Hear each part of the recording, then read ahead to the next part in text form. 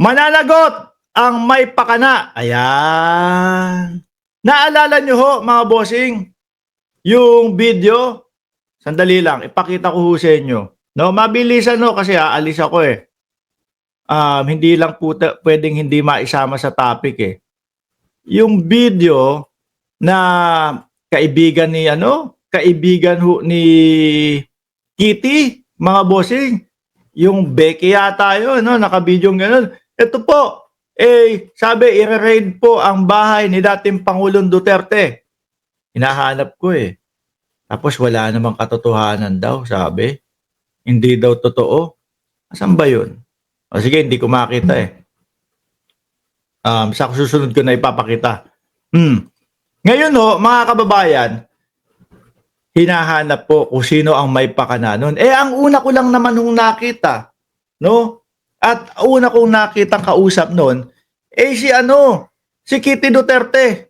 Agad kami nagsagawa ng aming coordination at validation sa aming mga units at nakita po namin nakausap na namin ang ating CIDG and Special Action Force and wala po silang impending operation sa bahay po ni FPRD sa Tsaka boss, iisipin nyo na lang po. Ano ang dahilan para puntahan ng mga kapulisan, ng CIDG, ng NBI o kung sino man yung sinasabi nilang re-raid dun sa bahay? Kung wala na po doon ang dating Pangulong Duterte, ano gagawin nila? Di po ba? So wala ho. Ang tingin ko dito, mga nagpapapansin na lang ho. No? Ipinapamuka o gustong ipamuka sa mamamayang Pilipino na sila ho ay ginigipit ng gobyerno ng Pilipinas at ng mga kapulisan. Wala naman. So gagawa-gawa ho ng mga istorya, mga bossing. Di po ba? na Luisa. Kaya immediately na-determine namin na ito ay isang false information. Mananagot sa batas ang sinumang may pakana sa pagpapakalat ng maling impormasyon.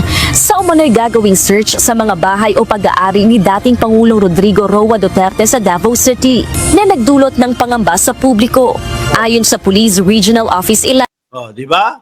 Magdudulot to talaga na. Tingnan nyo, pinatawag nila yung mga kapitbahay nila. So, punta po kayo dito. Don't worry, Kitty. Nandito na ang mga Dabawenyos para sa inyo. Ibang klase. Tuloy. hindi nila ipagsasawalang bahala ang mga gawain katulad nito na makakagulo sa peace and order sa Davao City at sa buong rehiyon. Ito na. Mukhang pati si Kitty kapag napatunayan na si Kitty Duterte ang nagpakana nito, mga bossing, nako, malamang ho, pati siya, longko. Biruin mo, tatay, longko. Si Inday, nanganganib na malongko. Si Pulong, may kakaharapin. Baka malongko din. Si Kitty, mukhang siya yung pinapatamaan dito, mga kababayan. Ang pangatlong beses na naranasan dito ang parehong estilo ng pagpapakalat ng peking impormasyon. Sinasabi ng PRO11, posibleng ito ay taktika lamang o paraan para magdulot ng kalituhan sa mga tao, lalo na't palapit ng palapit ang halalan. Tapos gagamit. Ito. Yung nagdi-video. Naku, Kitty Duterte, here we come. Ang taga Davao, nandito na po. Tapos sabi naman, ewan ko, kapitan yata nila yon. Yung mga cellphone nyo, tutok nyo dito, tutok nyo dyan. Kala mo may shooting eh. Halatang halata na sila lang mga kababayan eh. Wag bibitawan ng camera yung ganitong posisyon. Diyos ko, akala kasi ni Kitty ganoon na lang. Yan, kaibigan ni Kitty yan. Kulas ng gabi nang kumalat sa social media na may gagawin umanong raid sa bahay ng dating Pangulo. Kaya agad na dumagsa ang mga taga-suporta sa kanyang bahay upang magbantay. Paglilinaw ni PRO11 Regional Director Victor Leon Rosete, walang koordinasyon sa kanilang opisina at wala rin makikipag-coordinate kasi yan eh. Di ba sa pinakamalapit na kapulisan mga bossing. Sabi ni Ron Prince, pinaglololo ko talaga ng mga tao, lalo na tropang DDS. Gamit na gamit ang paawa effect. Correct ho. No? Sabi ni Max Safe, maganda yan. Reunion sila. sa kulungan. Deployment ng Criminal Investigation and Detection Group at Special Action Force personnel tungkol dito. Mag-iimbestiga ang PRO 11 at mangangalap ng impormasyon at ebidensya para mapanagot ang may pasimuno. Naku po, yaki talaga mga bossing. Oh. Nagbigay na agad ako ng guidance sa aking mga kapulisan, sa ating mga units to conduct an in-depth investigation on this matter.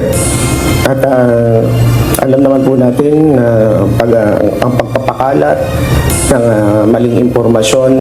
Ang hilig ho kasi nila sa mga ganyan, akala ho nila mga kababayan, uto-uto lahat ng Pilipino kagaya ng mga DDS. Merong raid na mangyayari doon sa bahay ni dating Pangulong Duterte. Naku, sinisigil talaga ng gobyerno at ng kapulisan ang mga Duterte. Yung mga DDS, paniwalang-paniwala ho agad. No? Iba ho kami. Iba ho tayo. No? Majority ng Pilipino nag-iisip po, hindi uto-uto na basta-basta na lang ganyan.